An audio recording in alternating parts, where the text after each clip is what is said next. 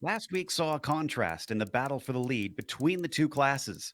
The GTEs were stomped by three teammates sweeping the podium, while the GT4s experienced an all out fight to the finish between three hungry rivals. Much like last week, we arrive at an FIA Grade 1 circuit. Will it produce similar action? We'll find out soon as we get ready to watch Round 7 of the Racing Edge Esports Championship. And you'll see it all live here on the Global SimRacing Channel. Hi, I'm Joe Peak, and with me in the booth is Samuel Ryman and Peter Mackay. Behind the scenes is our director, Sean Crackers Ambrose, and he's using cameras provided by Dougie Beer.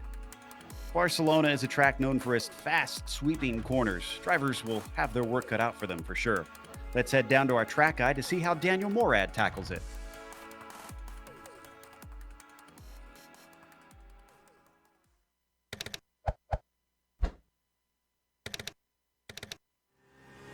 Hey guys, I'm Daniel Morad, and this is your Racing Edge track guide at the Barcelona circuit.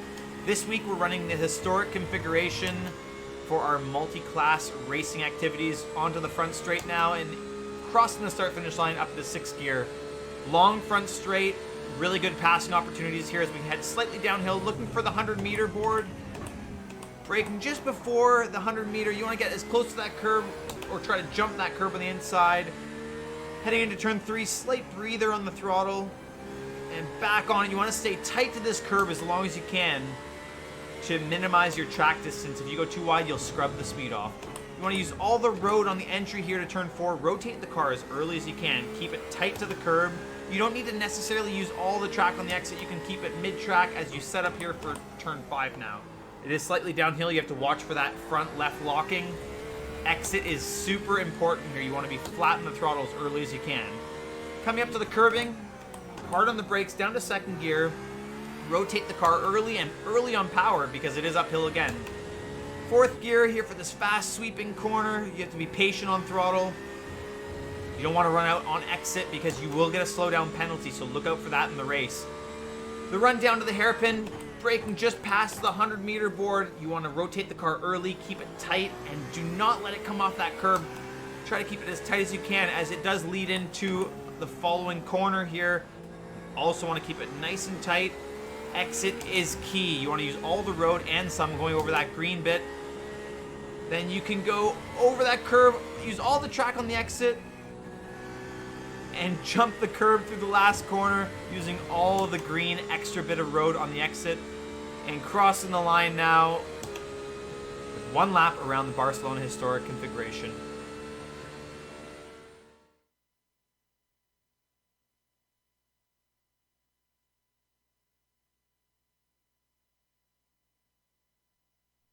There you see a lap around behind the wheel with Daniel Morad. But Sam, even though I said it's also on the highest level of FIA grade track like last week, this seems like a stark contrast to what we saw at Silverstone. Yes, it is. But most notably, this is not the Spanish Grand Prix circuit that is used in modern racing. Well, the first half of it is, but you can see the configuration at the tail end of the circuit, which is the right-hand corner of your screen on the track map here, is slightly different. And Daniel Morad just showed us what that looked like from the driver's seat. Instead of a hairpin at the end of a back straight, you've got a bit more of a carousel corner. And instead of that chicane in the last corner, you have a much faster high-speed turn. And I think it's great that we're racing this configuration, Joe, because one complaint that a lot of fans and drivers have had over the past few years about the chicane towards the end of a lap, even though it does increase safety substantially, is that it makes it difficult for cars to get a decent run down the front straight on their competitors in front of them. Having these high speed curves here, especially in these Porsche cars, which aren't too negatively affected by the aero wash of cars coming in front of them, is going to open up a possibility for great battles down the front straight. And turn 1, we'll see some nice side by side racing there and see who can get the lead going into the next lap. Hopefully, it should provide some good overtaking today, since that tends to be a gripe about this place. But let's talk about that race today. Peter, I believe you have the race details for our event. I do indeed. Joe, we are getting to the business end of this Racing Edge Championship, the penultimate round of the regular season. In the race today, you will see the GTE Porsche 991 RSR in the top class, with the GT4 Porsche 718 Cayman joining in the Pro-Am class, if you like. 40 minutes of racing, so no time to rest on your laurels. And as always, as every race in the Racing Edge series, cash prizes for the podium. Probably most importantly, though, a fixed setup is given to every driver. So these cars on track right now are absolutely identical. So no excuses for anyone who's got that gunpowder setting to deploy. Yep. Everybody's on equal footing, which would be nice in the real world. But if you want to put your racing skills to the test on the track in the real world, visit racingedge.com and check out the latest listings for race cars and classic cars. From super quick McLarens to vintage Ferraris, racingedge.com will cater for your needs. Want to learn more about how to get into motor racing? Visit racingedge.com/media for more. Also, are you looking to take advantage of GSRC's over 1 million global monthly impressions? From official series sponsorships to commercial placements, we have advertising options customizable to suit your company's needs. Follow the link in the video description to learn more. Right now, we're under qualifying conditions, and currently at the top of the GTE class, Phil Deans has the provisional pole there, and Sam Fellows is up at the top of the GT4s. Most of the drivers, though, are just about done here, Sam, since they only get 2 laps to put a time in.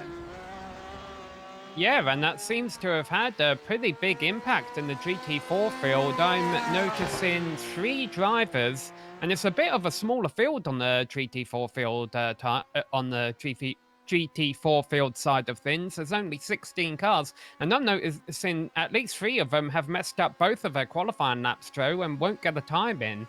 But right now on screen, we're watching the GTE traffic. Now we switch over to GT4s. Look at the bottom half of that graphic, Joe.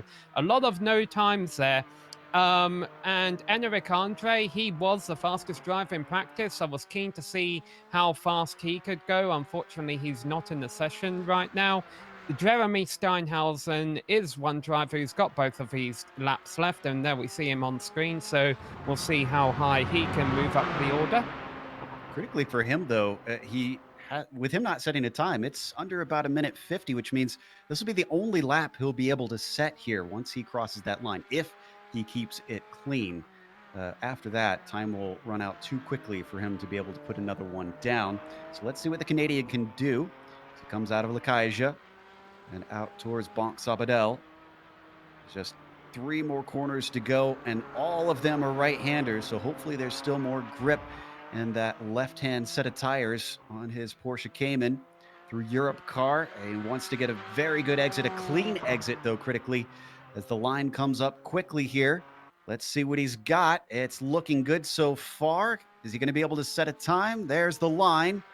Yes, a 53.6, and that's going to put him into 11th. But that, unfortunately, is going to wrap up our qualifying, as Tae Kim has already set both of his times. Even though he's still out there, he's just getting some warm-up in. He's actually on probation, so I'm sure that practice will come in handy to try and keep himself clean and out of trouble with this round. So that'll take us to the qualifying order for today's race. Let's go through that starting grid.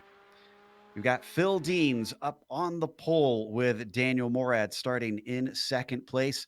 Ilka Happala is back once again, starting in 3rd today with Giuliano Romagnolo in P4. Dakota Fripp qualified down in 5th, so he'll have some work to do considering the speed he showed at Silverstone. Alex Simonic behind him in P6. You got Caden Bennett, who will be starting in 7th place, and Stephen Jeffrey, who will be P8. Nick Rowland was able to put it into 9th in qualifying. Alex Herrera rounds out your top 10. Only 4 more drivers who put times in the GTE class. Banfield in 11th, Cantu in 12th, Tae Kim in 13th, and Andre Preto rounds out 14 cars. Sam? Yeah, so on the GT4 side of things, Michael Broomhead is going to be your pole sitter in that class, ahead of Sam Fellows and Thomas Cope. You'll notice that Warren is not in the GT4 class today. He has actually gone over to the GTE class, although I don't know if that was by mistake because he's currently not in the session. Christopher Bailey will start fourth in the GT4 class ahead of Colin McKevitt. And then Michael Morley. Michael Morley had not qualified worse than third in class all season. Mrs. Silverstone comes back and qualifies sixth. I'm sure he's not going to be too thrilled about that. Michael Ogren will start behind him, as will Thomas Manning, and then Stephen Sheriff and Brian Zim will round out the top 10.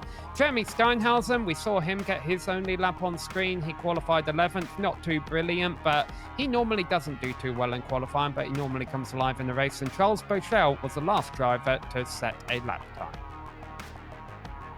And it looks like the drivers are going to have another extra challenge here today, as it is a standing start, atypical for this series. Hopefully everybody has practiced doing that and are able to get off the line cleanly. Don't want any stalled cars out there on the grid. I believe we're waiting on just about 3 more drivers to get out there, and then we should be ready to go here for today's round. Let's take a look at what they're going to be up against, though, out on this track. 76 degrees Fahrenheit, 24 degrees Celsius on the track surface, but thankfully very, very little wind out there. Looks like the engines are revving and the lights are up. Phil Deans waits for it. Green flag is out. Ooh, Deans not with a great start behind them. Who is that rushing up? I think that might be Daniel Morad, potentially. No, Morad's down to the inside. In fact, he's looking at a potential lead here in the middle. That's Ilka Hapola, who's trying to get himself into second place. And that was Simonic, who had the stunning start, who has managed to get up to potentially fourth, maybe third, as he battles with his teammates. So far, so good. And I didn't see much in the way of big incidents into the first corner, although Bailey seems to be slow for some reason. Yeah, Christopher Bailey had a spin in the first chicane, but otherwise Michael Brim. Oh, you've got big trouble down in turn 4. Oh, and it's Simonic. In fact, it's teammates. This is Nico Rosberg and not Alexander Hamilton, but oh my goodness, Dakota Fripp involved in that. Looks like Giuliano Romagnolo. They all cluttered together. We're going to look at that a little bit later. Broomhead still your leader and closely chased by Fellows back in the GT4 class. Well, they can't blame any of that on the stand-in start there. I thought the stand-in start actually went well. It just got a little bit wild a couple of turns later. Still great battles for the lead in GTE and the GT4 class, down the second. At Phil Deans, who's still fighting with Hapola. The Finn has the inside coming into Bonksabedel, and that's going to give him the inside of the next 3 corners, really. So let's see if he can do anything with it. A little bit of wheel spin's going to cost him. Could he really defend from the outside? Yes, indeed, he does. Dean's a little wide, but he holds on to it. Incredible defense. Great defense there, keeping Ilka Hapola at bay, and that is brilliant news for Daniel Morad, who's yet to have a podium so far in this series, and he's off at the front. What do you see, guys? Michael Broomhead, the leader in GT4, made a mistake, went off in the infield. He doesn't have any damage, but he lost the lead. Wow, so here's the replay. Was this his own doing here? Yes, it is. Look at that. Cold tires, spins him up, catches it mercifully, but he does. Whoa! Whoa! Well, that was a big jump over that bump to the inside. I don't know how damaged the car is, but it can't be good for it. The Rally 718 came in rallycross car there, just hopping over one of the sausage curbs. And as you mentioned earlier in the build-up show, Joe, this is an FIA Grade A track, so it's suitable for Formula One, but does have big curbs that you can get big launches over. So, well, lots of controversial moments so far, with Sam Fellows breaking away at the front, the Porsche Canada driver in the FAF machine, and then the Flying Lizard car with Colin McKevitt leading Thomas Cope. Yeah, he just took that spot away from Cope, I believe. Some more changes up at the front of the GT4 field. McKevitt and Cope. Cope, of course, last week. Oh, as he almost makes contact there with Colin. Coming through Vert. Backs to back off of it, and he gets back in line. I was going to say, Cope was one of the ones fighting hard for the victory last round at Silverstone. Yeah, Cope really had a good race at Silverstone. McKevitt has finished in the points every time he's raced so far this season. So, oh, a late move here by Cope down the inside. He's going to pull it off, though, and move up into second place, although Cope is... they're going to fight for position still going into the right-hander. And now, of course, as you mentioned at the top of this show, Joe's 3 right-handers. The advantage goes to the car on the inside. But as they do this, it just allows fellows to run away. Not only that, but Manning to close up. That's the yellow Porsche you see closing in behind them. Thomas Cope finds himself under threat now, and they're onto the front stretch that we were talking about before, where most of the passing tends to take place down into that first turn. Cope with a great exit. In fact, he's gaining back on McKevitt. There you can see him looking to the inside slightly. Collins going to defend. Late move once again. Sends it down to the inside. Thomas Cope, does he outbrake himself though, or does he have it woed up? He's a little hot into the corner, and back McKevitt goes into second place. Yeah, that was an aggressive move, but a clean one, and it just didn't work out well for him. As you mentioned, allows Manning to run in a little bit. And adding to fellows' enjoyment being in front of all of it is, of course, the fact that with Warren... Oh, and McKevitt really overshot turn 4 there. With Warren not being part of this race, fellows is going to get a handy amount of points to help him in the championship fight today, too. So McKevitt tight into the corner. Is that going to hurt his exit? Thomas Cope, who squares it off, manages to get down to the inside, side by side and divert. Tends not to go well. Is he going to fight him? McKevitt thinks about it, but he's shoved off track as he runs out of pavement, although he's not going to be threatened by Manning into the next corner. So finally, it looks like they've settled that one out. As we take a glance at our leader in the GTEs, Dean's still keeping him in touch. They're also being chased by Hapola, who is just going by some lap traffic. That's Steinhausen letting him through. So that's your top 3 here in the faster class. I think we've got enough of a break here. Can we get a glance at the replay on the opening wreck here into Repsol? This involved Roman Yolo, ironic. Here it is. I was Lewis Hamilton before that I was referring to, by the way, when my brain decided to leave me. Oh, Roman Yolo punting both Simicube cars there. Oh my word, that's and I think if I'm not mistaken, Joe, Roman Yolo is already on probation. Is that correct? Yes, he is. Yes, well, it looked like he just ran into the back of 2 cars at once. That's I'm almost impressed. I don't think impressed is the word that the stewards are going to go with on that one as we stay with this fight between Deans and Morad now for the lead. Phil's starting to apply a bit of pressure now. It's within 4 tenths. Yeah, and for Daniel Morad, remember, he has yet to climb onto the podium in the first 6 rounds of the season here in the Racing Edge Sim Racing Series. So he'll be really strong, but he has been very, very good in practice all week. He's been posting a lot of fast lap times, but look at that, gamesmanship already, weaving along the straight, desperately trying to break the toe. With these 911 RSR machines, the draft is so important, because that car in front, Daniel Morad's car, will be punching a nice big hole in the air for Phil Deans to just slip up towards him. So the battle is very much on here at Catalunya. Right on board with Phil. You can see our GSRC.TV live timing that you can check out at any point during this race, because there's a lot of cars out on track to try and cover. These two have our interest currently when they head down into Sayat.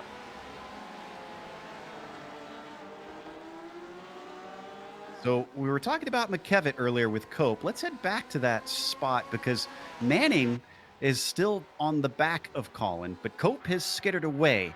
It almost seems like Colin McKevitt is a bit of a cork in the bottle, because now Manning's back there. I see Stephen Sheriff joining the bit of a train that they've got. Phil Beans, who is Slad Dojsic, is another one that might be coming up on the back of them soon too. He's not too far back. Yeah, we should point out that the driver for number 44, the graphics say Beans, but it's actually Dojsic who is behind the wheel, as you mentioned. Yeah, this has been nice from Thomas Cope to win that battle over Colin McKevitt, but also pull away from him. I don't know if he has the pace to run down Sam Fellows, but Cope has been an incredibly fast driver this season, but his results have been disguised by some of his aggression. He's been involved in a few incidents and spins, but when he has had clean races, he has came home with solid finishes. He's had 2 second places already this season, could be on for a third today, if not more. They're all just going to stay in line here as they continue to tick off the laps. Nobody really close enough to be able to take advantage quite yet, but they will be caught soon enough by the leaders in the GTE class. Big mistake there by McEvoy, though. He was all over the curve. He overshot that chicane, and that's going to allow Manon to run him right down. Look how close he is now on our gearbox camera as McEvoy can see a bright yellow car just filling up those mirrors. Going to be able to attack down into Lakaja this time through.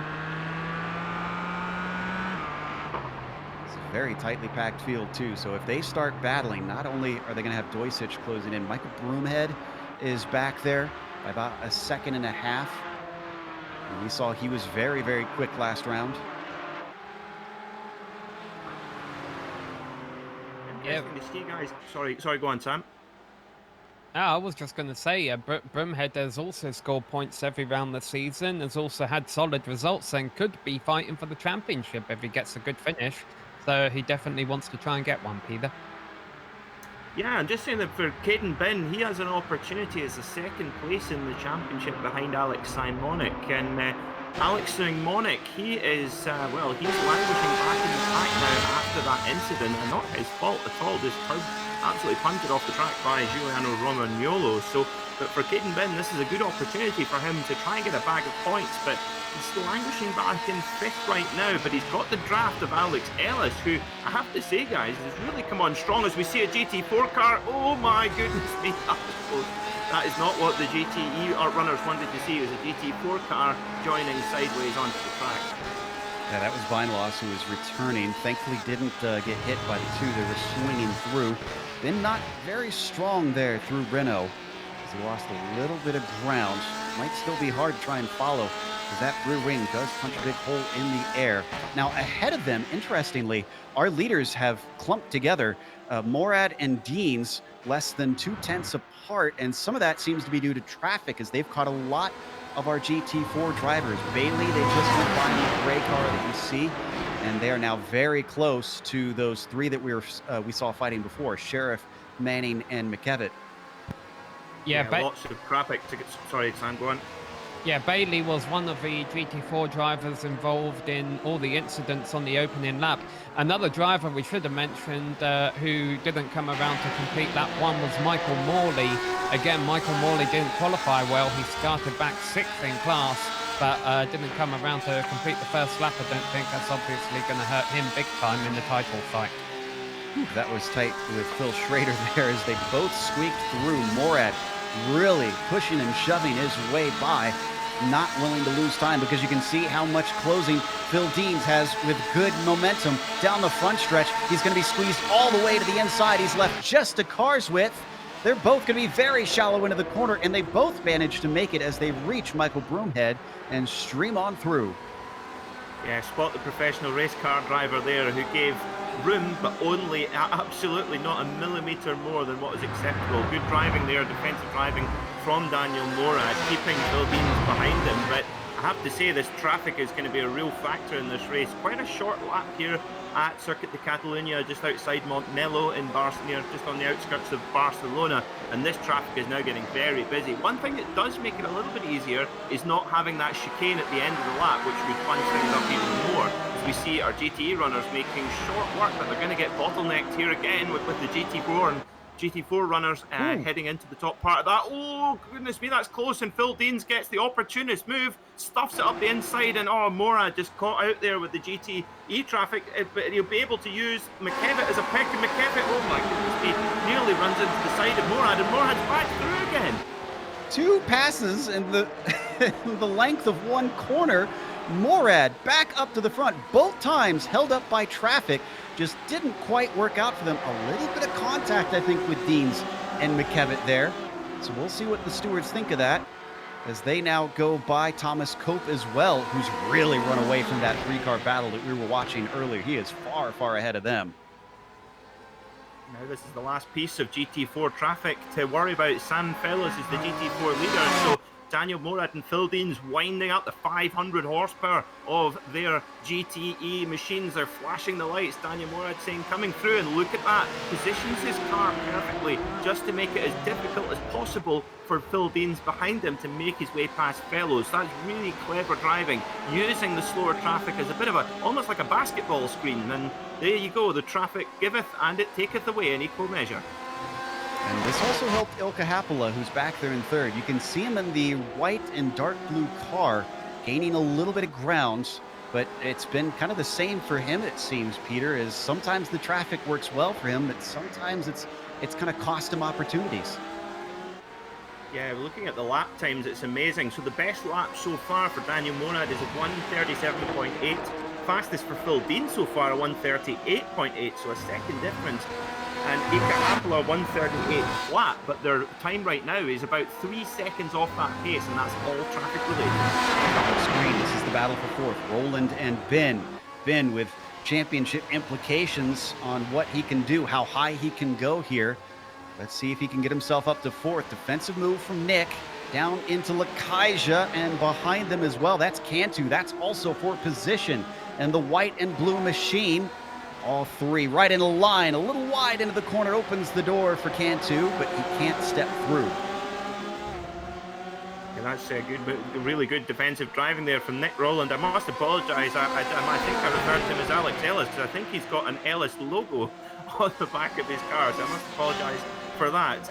But look at this draft train now. This is, and these 911 RSRs, we got to go to the lead really well. Look Sorry. at that, go on. Sorry, Phil Deans is going around the outside right now, down into Elf. Morad tries to defend. Was there contact? It doesn't matter which, because Deans is through.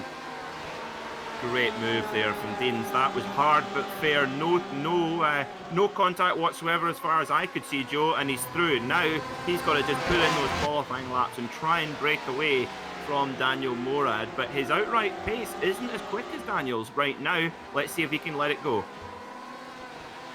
So 1, 2, 3. There is your podium in the GTE class all together. Now that that's settled out, let's go back to Nick Rowland, who's still got immense pressure from Caden Ben and Andy Cantu. They come down into Vert. This is a corner that seems to elicit mistakes from drivers very easily. Oh, and there you go, right there, way off the apex. Nick Rowland loses speed. Ben tries to take advantage of it, and unfortunately, he has to back out in the next right-hander. And right on the gearbox there of the 911 RSR of Nick Rowland. Is he going to have a look here? Rowland goes defensive. Rowland got experience in go-karts and in the genetic GT5 cars here in the United Kingdom, and tell you what, doing a grand job. And look behind. Oh, goodness me, that's Andrew Waring. Look at it.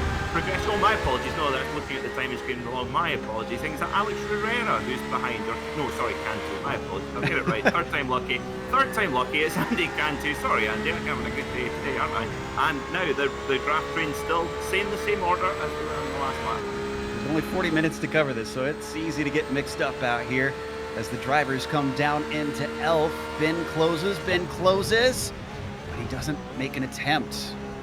I feel like we've seen more passes in corners other than Elf around here, which is frankly a little bit shocking. Another poke of the nose here into Renault, but doesn't produce anything. They come up Sometimes to Repsol. Sorry, sometimes the left-hander of Worth that we're just coming up to now, we're coming around Seat Corner, of course a Spanish manufacturer, and we head through to Worth. Here you can, if you want to, stuff it up the inside there and kind of go for the block pass, but requires a little bit of aggression, which we have seen a few drivers deploying that particular attribute a few times throughout this series. Looks like a little bit of a better exit for Roland this time. Been not as aggressive into there, but seeing two very different lines in most corners between these two cars. Ben, he might have a good opportunity. Roland's been defending almost every single lap here into Lakaija. And this time he does once again, still denying Ben. look at back at the front, Phil Deans 1.2 seconds ahead of Daniel Morad. So that pace that we were wondering if he has. And look, Caden Binn's going to have a look up the inside at the corner where Valentino Rossi stuck it up the inside of Jorge Lorenzo in 2009. Is he going to replicate it with 4 wheels? Oh, not far about it, but he's right on the gearbox here as they go past the GT4 runner. Caden Binn does have the run down the 4 straight. They're going to go 3 wide down here. Look at this. 3 wide with Cantu, with Roland and Caden Binn. It's all going to be last of the late breakers. Oh, Cantu. Oh, and Roland late on the brakes, but Binn, can he get it done? He's got his nose in front. They head through round to Renault corner. Oh, and look at that. Cantu's going to have a look up the inside, but no, but Binn is through on Roland. Oof, my goodness. Roland almost got tipped by Cantu as he started to lose the car. This time, though, he goes deep into the corner. Somehow doesn't get overtaken. Nick Roland clearly having his hands full. He's lost one position. He's trying to prevent himself from losing another. If you're wondering what happened between Deans and Morad, well, those two have separated. It is 1.2 to 1.1 seconds between the 16 and the 70. Deans has said goodbye. Interestingly, they're still lapping quite a way off their outright ultimate pace. Their fastest lap over a second slower than what they've both been capable of so far in the race. So perhaps the track temperature rising, or just the heat of battle making them make the odd mistake under the pressure. Who knows? Yeah, look at that. The track temperature's gone up a little, about 3 degrees centigrade, but probably not enough to make such a difference. But we'll see how that progresses over the rest of the race. We're just going past half distance already. My goodness me. And look at this. Caden Binn out the front of this pack in the red and black machine. Oh, big wobble over the wall for Cantu. He's going to get wide here, and that's going to kill his momentum going down the back straight, the front straight, sorry. I wonder if it killed the underside of the car, too. He went straight into the end of that sleeping policeman there. Lost him some time. Thankfully, he kept it on the track, at least once he returned to it anyways. So, your order now, Deans leads, Morad second. Happel is still in third, by the way, in hassling Morad. Binn fourth, Roland fifth, and Cantu in sixth. Back down in the GT4. Sam, we do still have that class here. Sorry we haven't gone to you in a while. Well, I think you're coming back right on time, Joe. Things are starting to get interesting for third place again. They broke up a little bit as the GTE cars went by.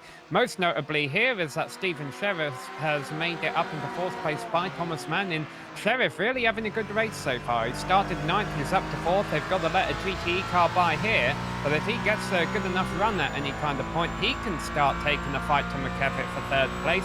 Because as you mentioned earlier, McKevitt was kind of holding up a train, but he's doing a whale of a job of holding on to third position, as it looks like Sheriff having a little bit of connection difficulty.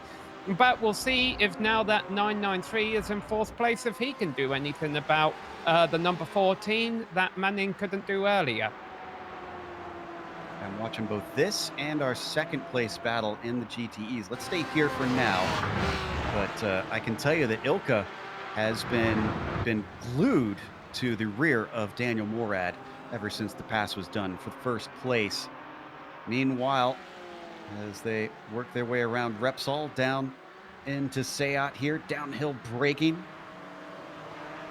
We've got another little battle happening behind them, and that is with Doisic and Broomhead. Broomhead, did he just make contact there going into Seat? I think he got on the brakes well enough not to get in the back of him. You might see some damage to the front end of Broomhead's car, but that's from earlier. That's from when he was leading and went over the curbs. Right, Ilka Happala just had a big save into Repsol. Monster save from the number 18. Let's look at the replay here. He was getting closer and closer. Maybe got a little too close here. Let's watch. Tricky braking zone here. You're on the brakes, trail braking, and just goes in a little bit too quick, and that was a good save indeed. He was lucky to keep that on the pavement there because he put a couple of wheels on the curb there, and yeah, you're kind of braking and turning at the same time, which is always tricky. But I think Ilka Happala has a decent amount of pace in that car, and I think well, we got to watch him chase right to the back of Daniel Morad. But I would suspect that Daniel Morad, the Canadian in the number 70 machine, he will probably be breathing a little bit of a sigh of relief, because that battle for second place was getting really quite spicy at that point. And Phil Deans, on the other hand, he is cruising out front with a gap of over 1.5 seconds. Is on screen. Ever since he disposed of Morad, he's been in control, just slicing through the lap traffic, and he's got less than half the race to go to try and bring this one home. This will be Dean's first win if he can wrap it up here. Same thing for Sam Fellows, who is currently leading the GT4 class in that number 35 car. It's been a long time coming for him. That's a class that has been dominated by Waring so far this season.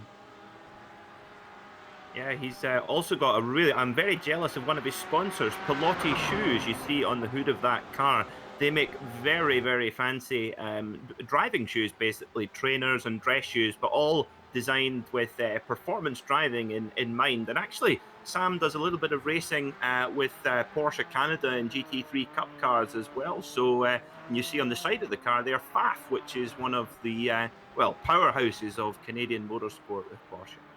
It's nice to see these drivers, you know, being able to bring on real life sponsors and put these companies in the limelight. But it's also nice seeing drivers out there like Tom Beinloss out there in the number 106 car. I wonder if a director can pull him up on the screen. I just like it when we get sponsors like this out here. Let's see, is it the same paint that's showing up on me? Yes. Yep, he's got the B movie. Okay, so each time if we say B during the broadcast, does that make his car faster? Oh, it's not going to make a difference now coming into the pits. Yeah, I'm sure he wishes that was the case. He's got the mouth of the character. Jeezel. All right, that is a ridiculous paint scheme, but props to him for that one. Let's go back to Colin McKevitt, who's in third, with Sheriff still fighting him for that podium position. Manning's starting to drop off a little bit, though, here.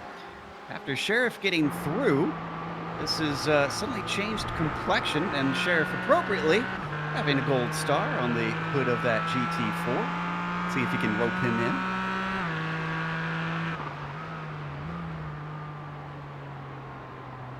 Down through that ball one more time. Keeping it within about 3 tenths. Broomhead. Broomhead's had an incident again, but he saves it. It's not as impressive as the save we saw just a moment ago, but it was at the same corner. This was contact. This was Hapola, actually, who did save it before. Let's take a look at this one. I get a feeling that the Finn might have a little bit of finger waggling from the stewards for that one. He's trying to go around the outside. He just turns into him. Yeah. No room at all there from Hapola. I agree with you there, Joe. That is really unfortunate for Broomhead. Just absolutely nothing he could do there. He had the car pointed into the corner, and Hapola just basically carves his nose off it. There's no... yeah, that's not on, especially for one of the leading drivers who, quite frankly, should know better. That's poor, to be honest. Moves him down to 8th place, Broomhead. He's got some positions to make up from that one. What if we could go back to Cantu and Roland? We were watching them battling before. They're dealing with a lot of traffic here. That was Doisich, actually, that they just went by. Boy, they were within a car length of each other before that little bit of interruption. Now they've slipped apart to about half a second between them as they run down the front stretch. More traffic to come up in front. Ben is the next one, but he's got to get by Thomas Manning and the battle that we were actually watching not long ago, Sheriff and McKevitt. Just a little update on Alex Simonik, our championship leader. He is now up to 8th spot and now battling for 7th spot with Stephen Jeffries. So he is actually on a bit of a recovery drive after unluckily getting involved in that little incident. There he goes. There you go. Perfect timing. There he is, side by side with Jeffrey, and Jeffrey's not going to let him have it. He says, "Oh, no, I'll have a go at the king here, no problem at all." And Jeffrey's going to say, "Do you know what? I'll even just get a little bit of a GT4 pick on you. Why not?" But Simonik says, "No, thank you." Oh dear me! Oh my goodness! That is. I don't know which move's more controversial, the one on lap 1 or there, and Stephen Jeffrey getting involved in trying to outbreak the championship leader, and well, that is exactly how that moves up. How do you see this one, Joe? Well, I'm pretty certain that Alex is going to be steaming right now. I mean, I have to put that one squarely on the car behind. The car was ahead. He was defending. He was to the inside. He just found himself plowing into him, and poor Simonic went back down to 10th because of it. Well, watch out. The next 11 minutes provided... Well, no, oh dear. That car looked very second-hand. And if you're new to iRacing or sim racing, first of all, welcome. But the damage you see on the car, that will have a direct impact on the performance of the vehicle, just like it would in real life. So that's controversial. And interestingly, that is Stephen Jeffrey. Has he let Simonic by there? Has he waited for him? Yeah, I'm afraid you're still going to go to the headmaster's office, I'm afraid, young man. Yeah. He's going to give him the spot. Now, what's happening here? Is this lap traffic? No, that's Banfield. Simonic's actually fighting for position here. We're almost looking at 3 wide, maybe even 4 wide with the lap traffic. Dojsic trying to stay out of the way. Oh, and Dojsic is going to get hit. Dojsic is hit from behind. That was Andre Prado, who was coming up to the slow GT4. So Phil Beans in the 44, unfortunately, gets turned around and in order to try to do the right thing out there, just gets caught up in the traffic still. Yeah, put caught in the Drew there, in the draw there, Drew. That's Dojsic, not Beans. But yeah, it looked like he'd already let 3 cars by, and he was saying, well, you know, I can't just dilly-dally around the track all day. I got to get myself through the corner at some point. He thought he found a hole, and the GT traffic said, no, not so fast. Man, it's a little bit controversial out there today as we come back here to some of our battles in the GTEs. Simonic still leading Banfield and Jeffrey. Banfield managing to get through as well in that little battle that they had. They start to approach the fight between Manning and Sheriff here. Ooh, this could get tricky for Simonic. He's going to be able to get the shot off the corner, and I think he'll clear both of them by Europe car just barely. Now, big checkup, unfortunately, for Banfield. Slows both he and Jeffrey up. They come onto the front stretch once again to try to resume the fight. Yeah, Simonic's car, funny, going around Europe cars, his car looks a bit like a rental car right now with all the damage on it, and none of which has been self-inflicted, so I hope he took out the collision damage waiver insurance before taking it back to the hire car depot. Boy, I hope we don't have to pay for damage here on iRacing whenever we get it. That's the joy of sim racing. Yeah. Back out of Renault one more time. They start to spread apart slightly. That battle that we were watching before between Cantu and Roland is sticking together, though. And that is for 5th place in that class. There you can see them now as they work their way down towards one of the prime passing spots into Lakaja.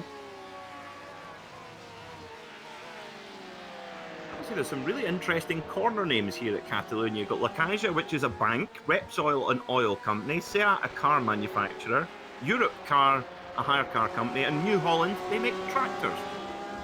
I'm imagining it's from famous billboards around the track where they've almost kind of sold the corner name when they put the billboards up. Something very similar to what they did, I believe, at Zandvoort.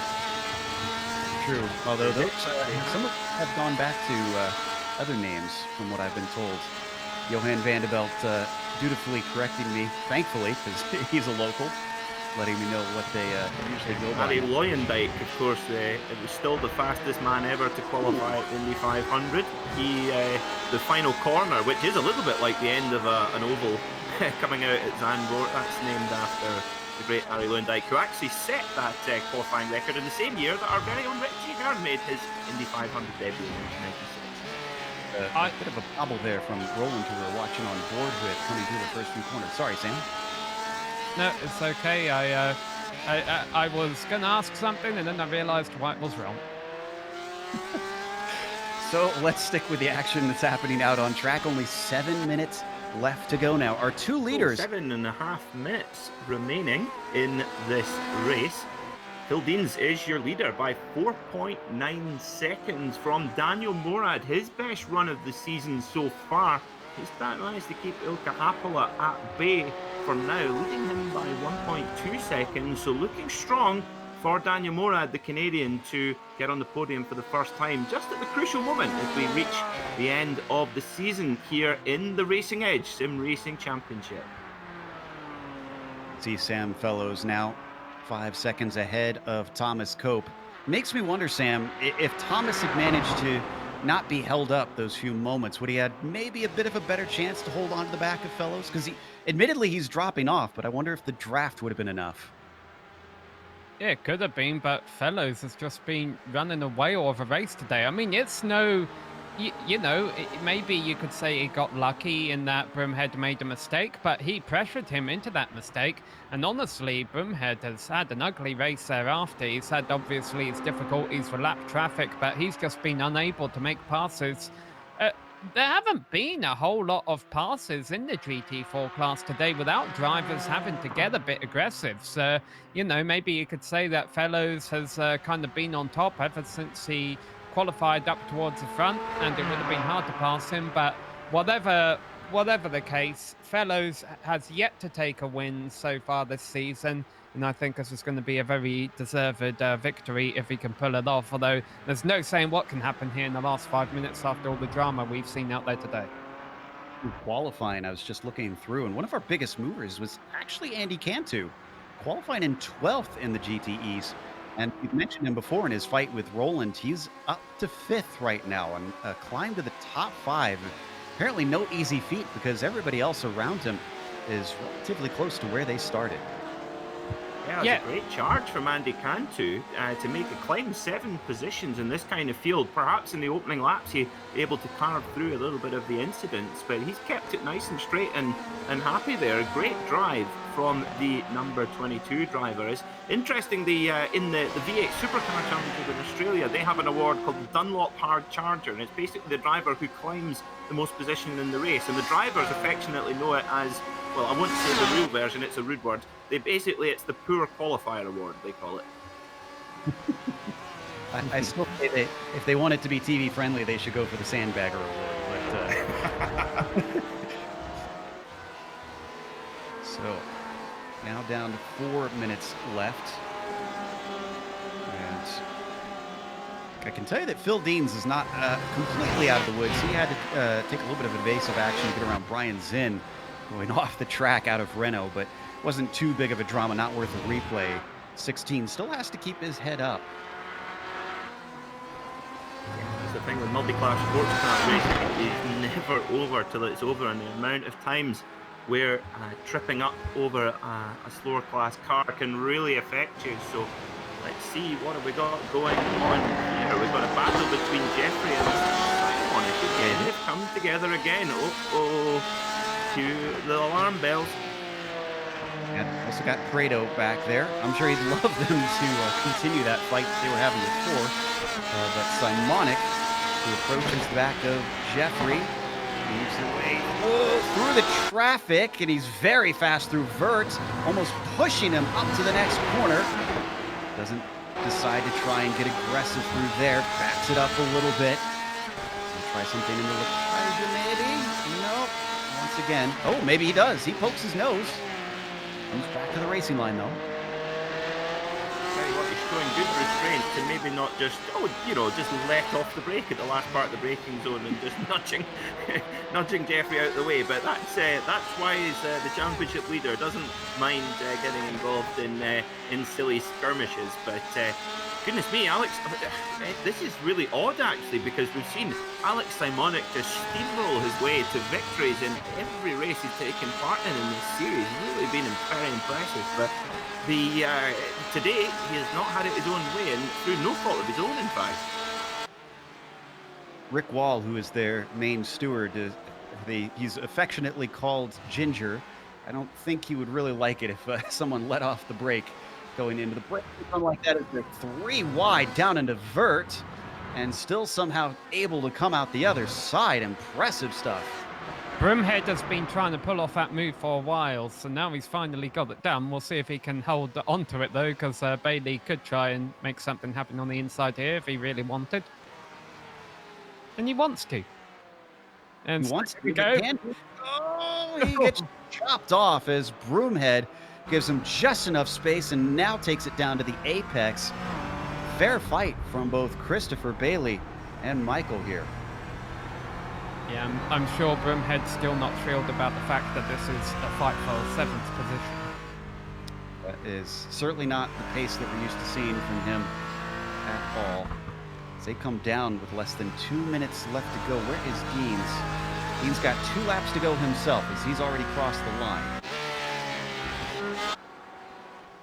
Caden Bin using all the road and more there, going round the outside on the exit of the final corner of the GT4 traffic. Perhaps got a little bit caught out with the closing speed there, but through safely. But yeah, that made for an interesting onboard shot there. I don't know if we caught that on the broadcast, but Caden Bin through safe and sound, no marks on his car on the 23 machine, and he'll be bagging a decent amount of points. 4th place, just outside of the paying position. Remember, our top 3 drivers in class do get a little bonus check for their efforts today. This is a battle for 3rd in GT4 on screen, and what's about to make this very interesting as Sheriff makes a bit of a mistake there is you see the headlights in the back. That is our GTE leader. So the GTE field is about to work its way through the GT4 leaders in the closing moments of this race.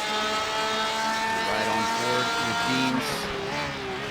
Well, very late on the brakes, and he's gonna manage to get to the inside of McKevitt. Great heads up from Colin. I'm not sure how happy he is about that, but he managed to both keep from losing a place and keep from losing the car. Boy, he came from a long way back there. So, yeah, Deans is about to get the white flag to start the final lap. He'll go by P1 and P2 in GT4, so they're starting their final lap too. But the battle for 3rd is going to be where it's at in the GT4 class in this final lap. Right there. Came across the line, so white flag is out. As we watch McKevitt. Still got more of them coming on by. That's Daniel Morad. He's in a fight with Hapola. This is for 2nd place. Ilka's not giving up. He's clawed it back together, but can he make a pass with only 1 more lap to go? They're going to leave them be. A little bit of a holdup from McKevitt there through the first couple corners, and Elephant Sheriff is now within 0.4 of a second. Ilka Hapola really has run Daniel Morad right down. He was a number of seconds, 3 or 4 seconds behind not that long ago. And he's closed the gap right down, and you know that the Finn, he is going to make a move. He's going to at least try to get that 2nd position and that little bit extra cash in this race here in the Racing Edge Series. But McKevitt in the Flying Lizard machine, Sheriff goes up the inside and contact. Oh, dearie me. Both of them around. It means the fight behind them, which is, no longer a fight. That's Manning, who is able to get through, and he's going to get the money.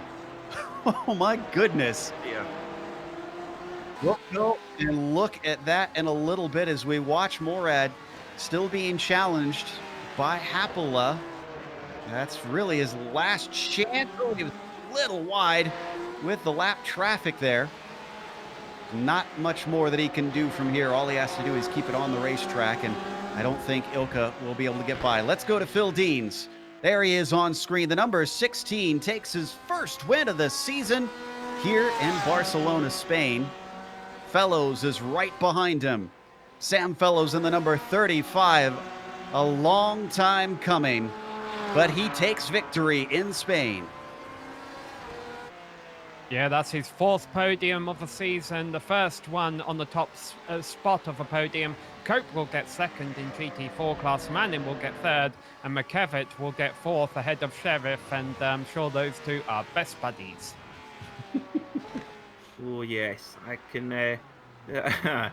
I wonder who's going to get the invoice first for the missed prize money. If it's going to be McKevitt or Sheriff, because I'm sure they've both got their own opinions over who was at fault there. But I've certainly got a clear idea. The Sheriff sends it up the inside and nearly turned McKevitt over onto his roof there. I believe that is it for our battles out on track. So, as we see some celebration from Phil Deans down in Repsol, we're going to take a bit of a break here. We'll come back with the unofficial results as well as driver interviews. Stick around because on screen you'll see all the upcoming races here on GSRC.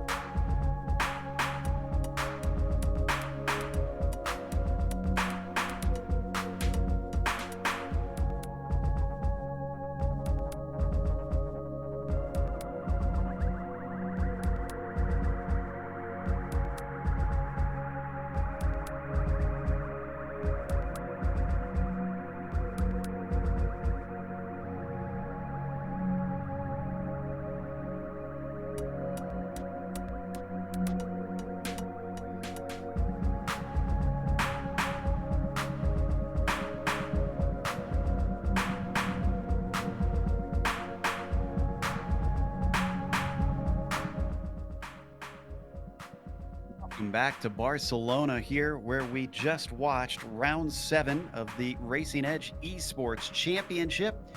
And we've got 2 new winners. How about that? Phil Deans took the victory in the GTE class. Daniel Morad came home second behind him, a bit distant compared to many of the drivers, 5.5 seconds once he got past in the end.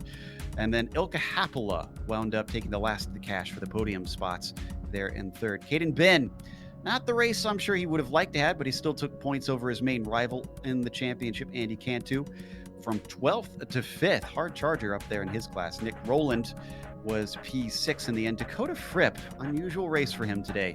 He's tended to be very, very fast, vying for wins when we've seen him, but today not so. He was in 7th.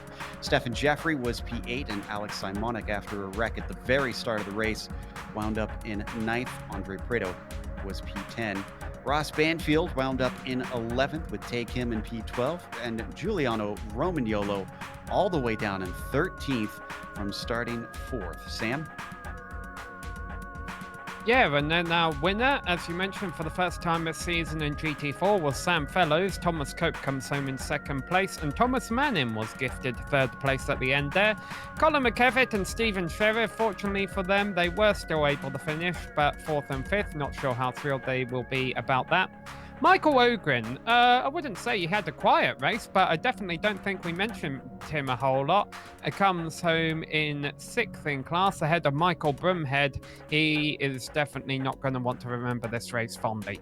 Christopher Bailey was 8th in GT4 ahead of Phil Schrader and Brian Zinn, who round out the point scorers. And then behind that, we have Dershik, aka Phil Beans, in 11th, ahead of Charles Bochelle and Tom Bindelos. But by this point, you are getting to the cars that were out of a race. So it be. You get what I did there because it was Tom Bindelos? Okay. Yeah. Anyways, as we get to our interviews, we've got our winner here from the GTE class, Phil Deans, joining us. Phil, it seemed like you really had to fight for a little bit to try and hold on to that, as you had some drivers challenging you. But boy, once you got clear, there was just no catching you.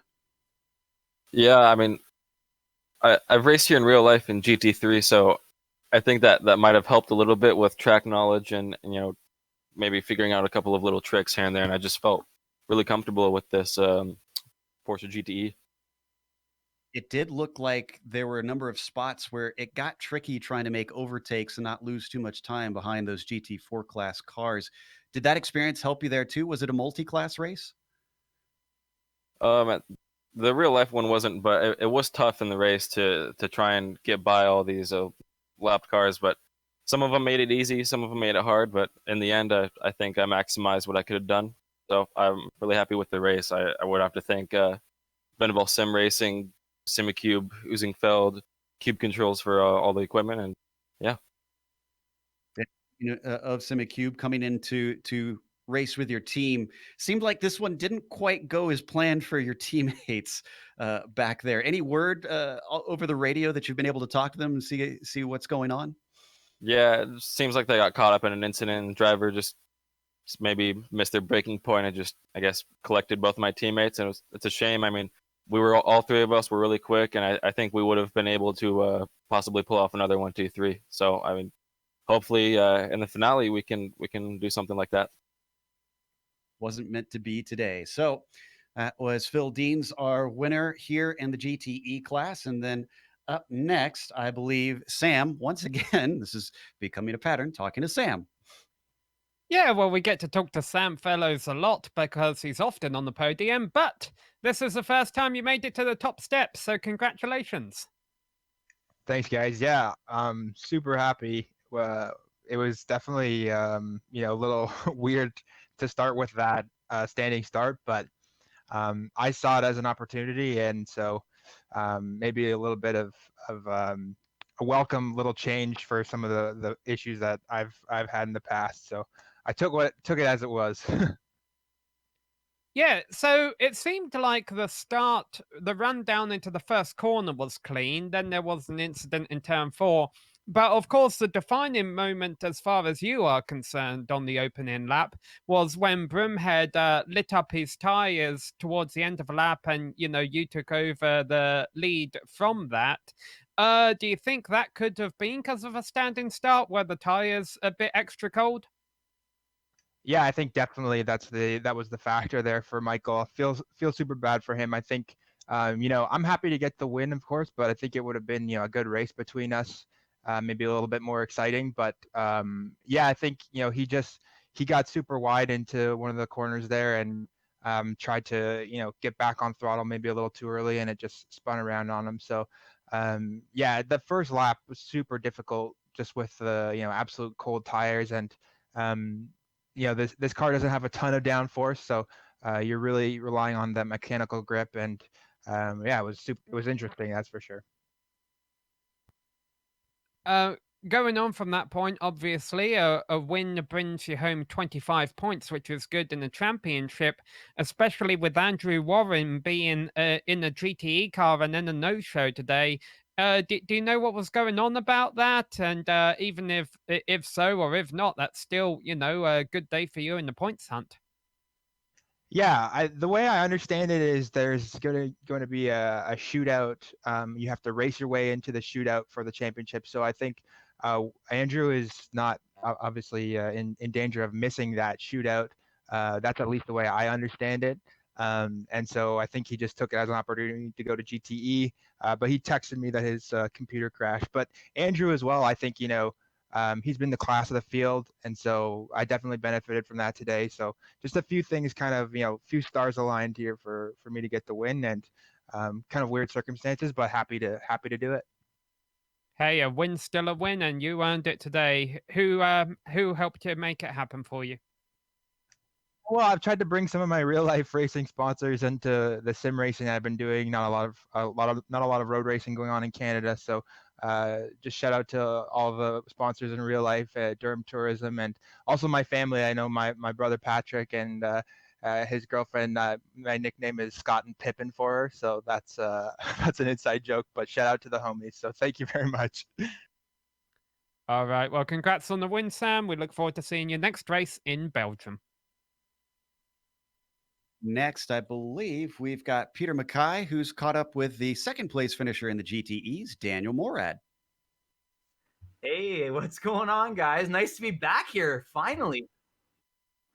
Well, we were wondering when you were going to come and join us, Daniel. Your first podium of the season, and we've been on all these wonderful tracks in North America, and it takes a trip to sunny Spain to get on the podium. Tell us about that brilliant race today.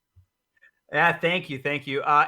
Technically it's my second podium officially, because at Le Mans I actually inherited P3 from a penalty, but that's something out of my control. But obviously I like to control the fact that I was on the podium here today. Barcelona is a great circuit for me in iRacing. Last season I took the win in the Audi R8. From pole to the checkered flag. So this time wasn't as clean cut. Started P2, made a mistake in qualifying, but to be fair, I wouldn't have touched that lap by Phil. He was just on it today. It was very, very difficult. But I was just explaining to my Twitch chat that he has a 7.8K I rating, and if you guys are familiar with iRacing, that is quite good. So I'm just happy to honestly be racing wheel to wheel. I just wanted to give a shout out to my chicken kebabs that I had earlier, because clearly that seems to be the key to success. But in all honesty, I actually just upgraded my equipment to triple monitor setup, and to be fair, I think that's kind of unleashed a little bit of speed. Unfortunately, last week at Silverstone, I had the pace in the race, but I had an incident in the first lap, and it was kind of my fault because I didn't really see Ilka beside me, and I kind of drifted over and we hit. But listen, this week, super happy to be on the podium, to bring home the $95 US to help pay off those monitors. But yeah, really just happy with it overall. You heard it here first. Triple monitors and a chicken kebab. That's the way to the podium. that's the advice. Who knows? Mowing the lawn track is also key, because you want to make sure the landscaping is done. You need to get the Morad tractor, okay? make sure the landscaping is immaculate, and then you can just go and do business in the race. That's how you do it. Now, final question, Daniel. Of course, now with lockdown starting to ease a little bit and cars getting back out on the racetrack, obviously you got a lot of experience out on the racetrack in the real world. Any plans you can tell us about what you're up to this year? Unfortunately, I more or less just have bad news. I mean, most of you guys know I was racing with WRT Speedstar Audi Sport. And I just, as we're talking, I got a tier 1 subscription from Sincere Hippie. So thank you. You got a shout out on the broadcast, but I'm actually live on Twitch right now as well.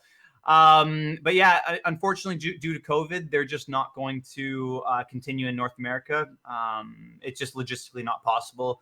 So that means that the season for me at the moment is kind of up in the air. It's in limbo, but I'm working hard to get back on the IMSA grid for the rest of the Endurance Championship.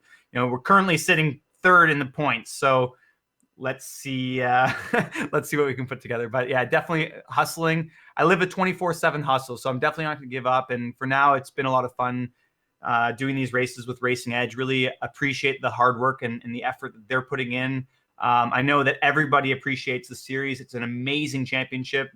If you guys are watching at home on the broadcast and tickle your fancy here, it's free to join and you can win some prize money. So yeah, overall, a lot of fun. Love spending my time doing this for now, and looking forward to every Tuesday and hopefully every weekend in the near future if I'm back in a real car soon. Well, we certainly look forward to every Tuesday watching you guys. Daniel, thanks so much for coming to join us in the booth, and hopefully we'll have another chat in the very near future. I hope I see you guys next week. Thanks, guys. Daniel Morad, definitely in a chipper mood, it seems. And I have to imagine Thomas Cope is at least in something of a chipper mood, managing to come home with second in the GT4s.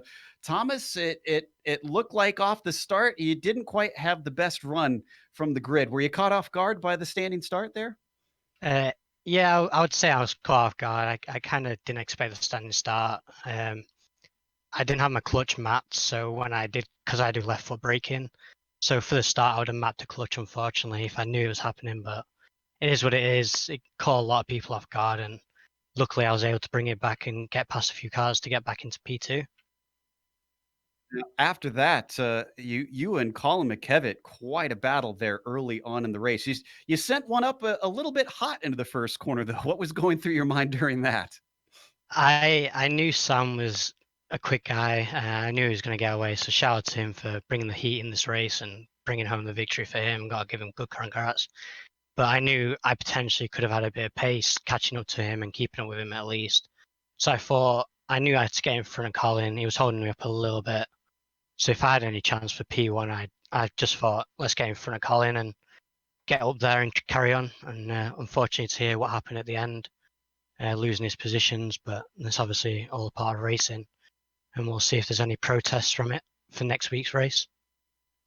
Of course. Now, next round, we're going to Spa, another place that's a very, very fast track. You looking forward to that one? I do love my fast tracks. Obviously, I did well at Silverstone, which is quite a fast track. So I'm hoping to be able to bring the heat during Spa. Plus, I feel like I have a little bit of an advantage doing the 24 hours of Spa with my iRacing Team Oblivion. So shout out to them. They've really done a lot of help for me for this round as well. A couple of the guys doing private sessions with me for race simulation, and a couple of them also trying to participate in the series as well. So shout out to them, and I hope they do really well if they do get into the next round. Absolutely. Well, again, congratulations on second. We kind of wondered if you had something for fellows to try and catch him if you weren't held up. But we'll see if you get another chance at Spa, and go enjoy a little bit of cash in your pocket. Will do. Thank you very much. Got one more interview to go here. We've got third place in this same class, GT4. Sam has caught up with Thomas Manning. Yeah, we'll move Thomas into the booth here. Here he is.